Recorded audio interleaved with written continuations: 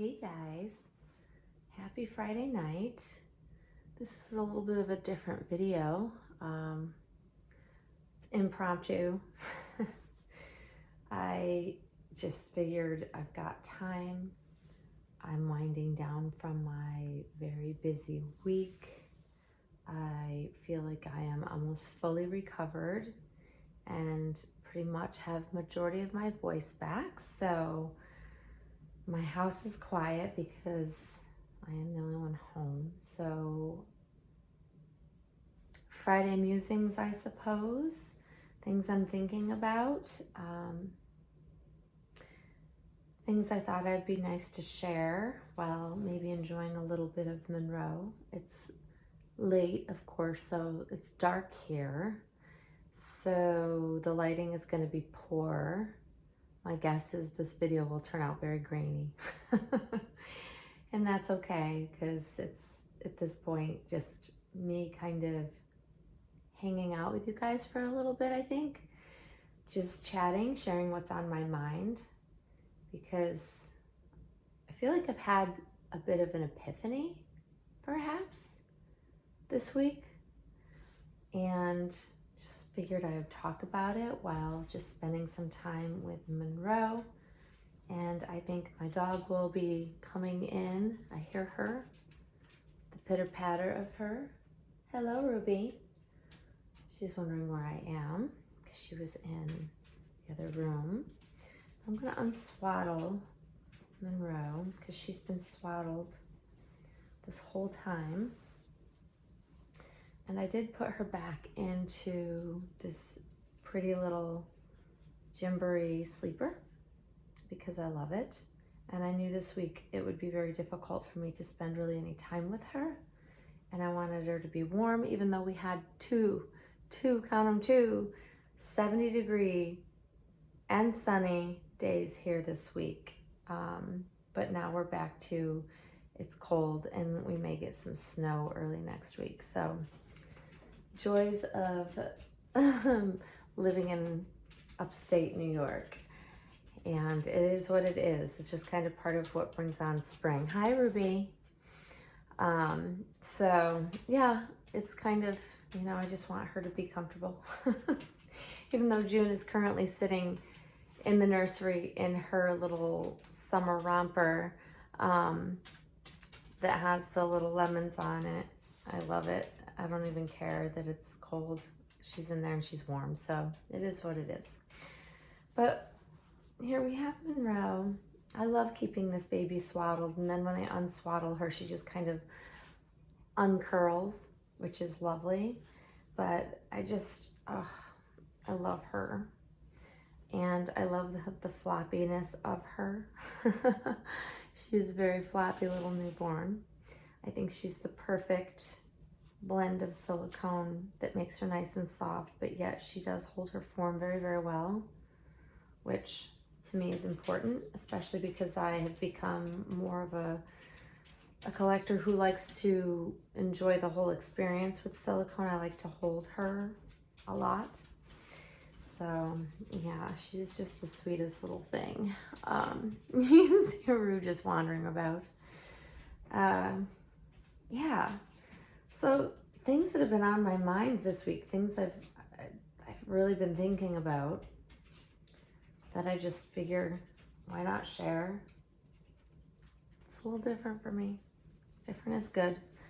This baby's rooting is amazing. I don't ever brush it. And I actually got a question this week from another collector via Instagram who asked, since she knows that Monroe will be with me 6 years in June. She's almost 6 years old. In May, she'll turn 6. But with me, almost 6 years in June. 6 years in June. But I keep saying and I apologize for that. When I listen back, sometimes when I watch my videos back, I annoy myself with saying Pet peeve of mine.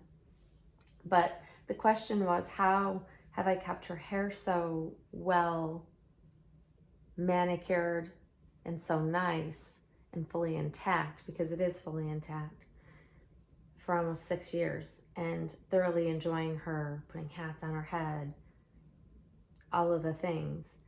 And I think it really boils down to, and I've already explained this, I've already, of course, responded, but I thought I'd share it here because others have asked, do I use some sort of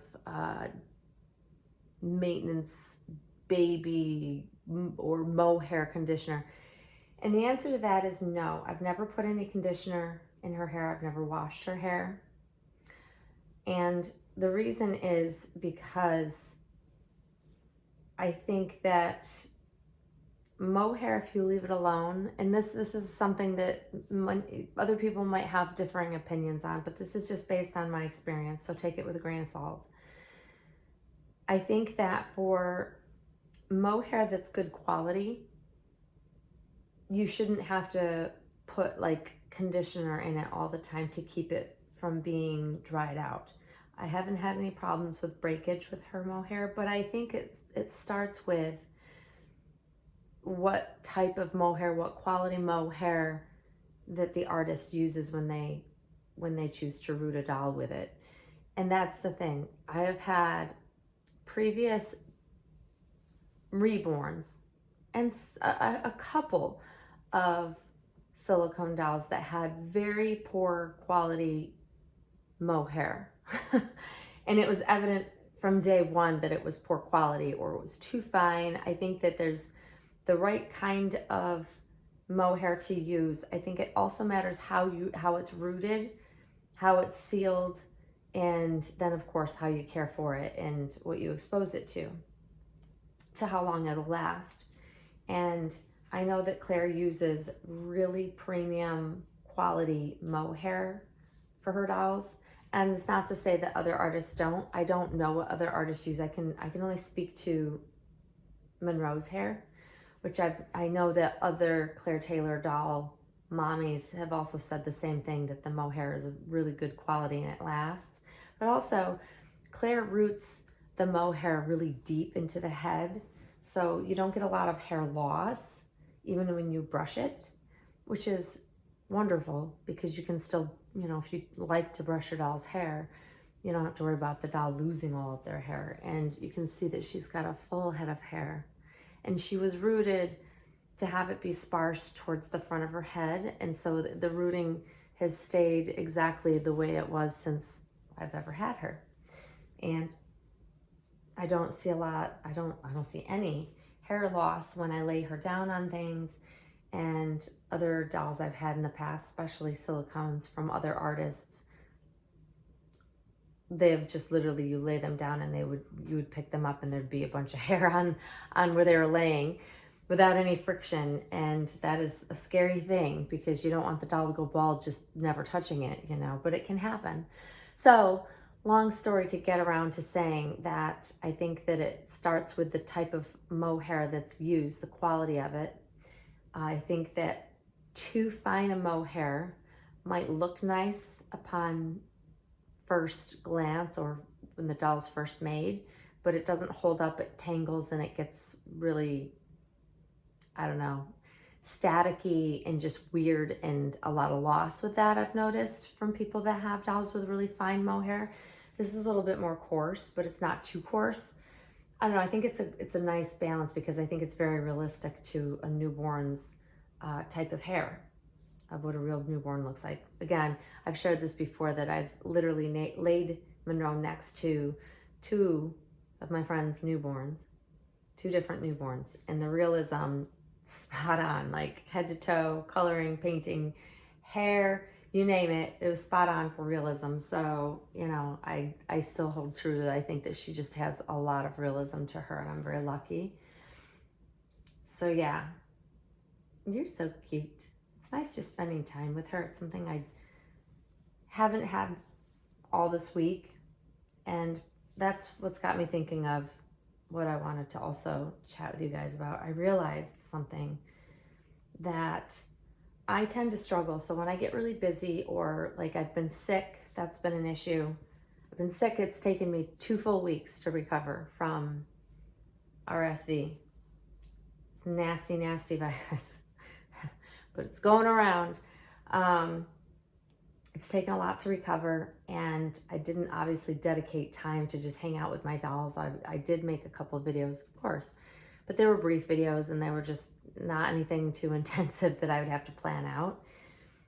But I realize that when I get busy, and I've said this before, when I get busy and when I don't feel well, I tend to like not really want to spend time with my dolls. And then the more time that passes that I don't do something with my dolls, I almost feel like what enters into my brain is, why do I bother? Why am I even bothering at this point? Especially to make the effort to make a video. Why bother?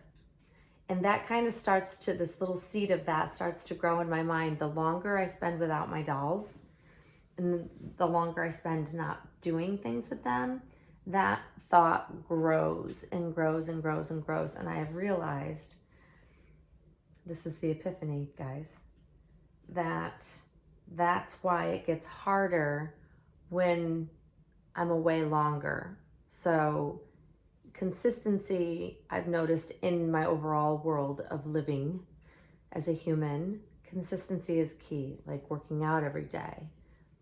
The things like the daily things that I do that are routine. If I don't do them, it's harder the next, if I skip a day, the harder it is to pick it up again and just do it. And it's the same with the amount of time I spend with my dolls. I stop spending time with them. Like with Monroe, usually I have her in my office and I have her uncovered and visible so I can see her on display, so I can enjoy her even when I'm working. Even though I'm not handling her per se and interacting with her, I still see her. However, this week I had her packed away because, one, I've been coughing, hacking. I just wanted her just packed away, safely tucked away. We've had workers in our home because we're still renovating our bathroom. Slow, arduous process. We're getting there though. So I just didn't even see her. And then today I'm like, why have I not pulled her out? And then it all kind of clicked that I was actually talking with my doctor at my doctor's appointment yesterday, that he was asking me how I achieved the goals for my fitness goals that I place for myself, that I'm always striving towards. I always set goals for myself, even if they're like short-term or small goals. I'm always setting goals. And he's a fitness buff as well. And so we like to chit-chat about this when I do see my doctor because I have been able to be fit and maintain for a long period of time. And I told him it's consistency. So if I work out consistently, can't talk, every single day, it's easier to just do it versus taking a day off or taking a couple days off. It's harder to pick it back up again. And he agreed with me 100%. It's like our bodies are meant to move. The habits we pick up and we choose to have as regular things every day in our life need to be habits that we do and perform every day. That's what makes it easy. That's what makes it doable. And I think it's the same with dolls for me. If I consistently, consistently put her on display and have her uncovered and view her every day, it makes me more engaged with her and makes me want to pick her up and engage and make a video and talk to you guys. When I put her away and I cover her up and I don't see her, the longer I go, the harder it is to like have the urge to want to do that. And then that thought in my brain, why bother? What does it matter anyways? And then all the things go through my mind. Do people really even want to see the content? And I can go down that rabbit hole of all the things. And then I'm discouraged and don't want to engage as much in the hobby and with my dolls.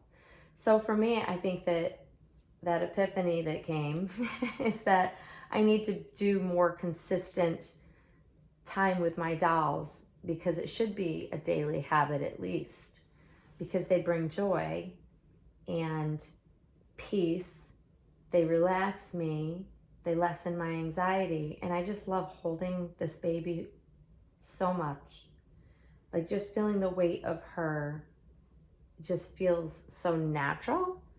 And it's been a rough week, and just coming in here tonight and sitting here and just being with her, just chatting with you guys, feels like it all the stress and anxiety of all that built up throughout the week and the stress and strain of being sick and everything literally feels like it's washing off of me, and I feel at peace.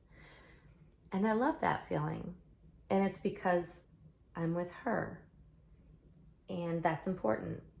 So I think that it's one of those things that I really need to, now that I'm aware of it, I can't not be aware of it. Once I'm aware of something, it's like you can't unknow it. You can't just. So I think it'll make it easier for me if I'm consistent with spending time with my dolls and giving my hobby that bit of attention each day, that I won't have these gaps of time where I feel like I don't want to bother. At least that's what I'm hoping. I'm going to test that theory. But honestly, she's made me feel better just instantly sitting here with her. It's crazy to me how she has that effect. And I don't really have to do anything with her. I don't need to necessarily change her to feel that way about her. So it's interesting to me. I don't know. Maybe you guys can share with me if you find, if you don't spend regular amounts of times doing something dolly, hobby-wise, is it harder to kind of come back to it? Do you find that you just drift away from it and then you lose interest? And that's always like the thing for me. I don't ever want to lose interest in this hobby. I've been in this hobby for so long. I've been in it from the start, and I can't imagine it not being a part of my life. But there are times where I have gaps of times where I take breaks, where I'm like, I've just had enough, whether it's nonsense going on or people being ridiculous or what have you, and I need a break from it. I always come back, and I just never want to have that feeling like I don't want to come back and I lose complete interest. Losing interest here and there when you're busy in life or you have things going on is very normal, but long term, I hope I never lose it permanently. And that's definitely a fear of mine. It's probably a fear of all of ours, because you want to feel that joy that the hobby brings you all the time, and you want it to be long and extended, and trying to keep it fresh and new so that you don't get bored is essential. And finding ways how to do that is important and can be tricky though. And because I don't buy dolls anymore, a lot of dolls, I buy dolls, but just not very often. I don't, I'm happy with what I have. I'm in a late phase. I feel like I'm in a late phase in my doll collecting life, that it's harder to keep it fresh when you're not buying new dolls. I know that most channels are a lot of box openings and mine is not. So I often have that thought, like, people won't be interested in my channel because I don't have these box openings and it's not super exciting and fresh and new all the time. But I've resigned myself to the fact that I make videos for me because I feel inspired to make a video.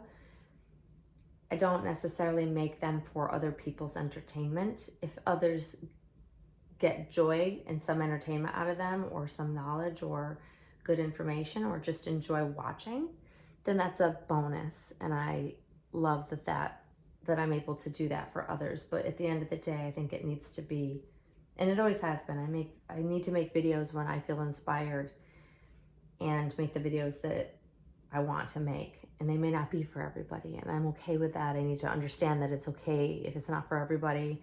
It's not about the views that I get. It's not about making money off my channel. It really is just for my enjoyment and my interaction and engagement into the hobby.